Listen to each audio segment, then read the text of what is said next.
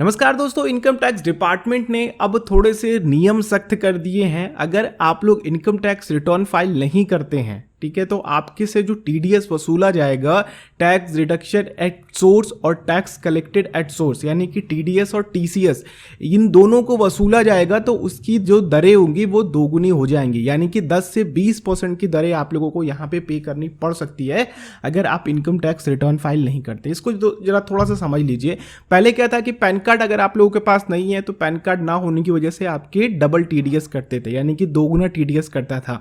लेकिन अगर आप लोग अब इनकम टैक्स रिटर्न फाइल नहीं करते हैं तब जाकर के आप लोगों को ये टैक्सेस दोगुने भरने पड़ेंगे।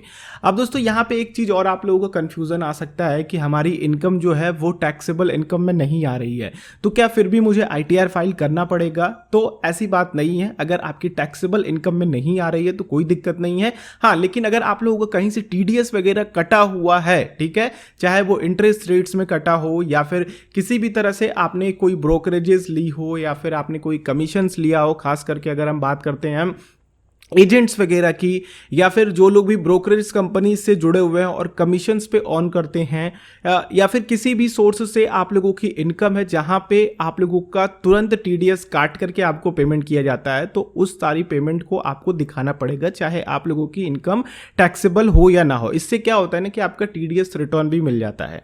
तो ये जरूरी है कि आप लोग नील आईटीआर पे फाइल करें, जिससे कि आप लोगों के पास एक इनकम का डेटा भी होता है, फ्यूचर में आप लोगों को काफ़ी ज़्यादा काम आता है।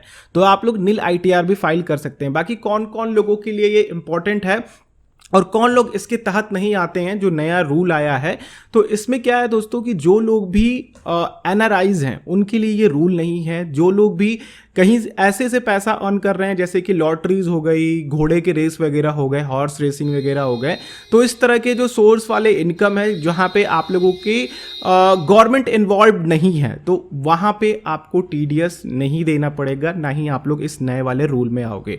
तो आई होप आप लोगों को समझ में आ गया होगा कि टीडीएस किस तरह से कटेगा और इसकी इंपॉर्टेंस क्या है और क्यों कटेगा। कोई क्वेश्चन होगा तो नीचे जरूर पूछिएगा। वीडियो अच्छी लगी तो लाइक करके दूसरों के साथ शेयर करके उनको बताइएगा। इसी तरह के और वीडियोस देखना चाहते हैं तो चैनल को भी आप लोग सब्सक्राइब कर सकते हैं और बेल आइकन को क्लिक करेंगे तो आने वाली हर एक वीडियोस की नोटिफिकेशन आप लोगों तक आ सकेंगे। हम लोग नेक्स्ट वीडियो में मिलते हैं। आप लोगों का दिन शुभ हो। जय हिंद।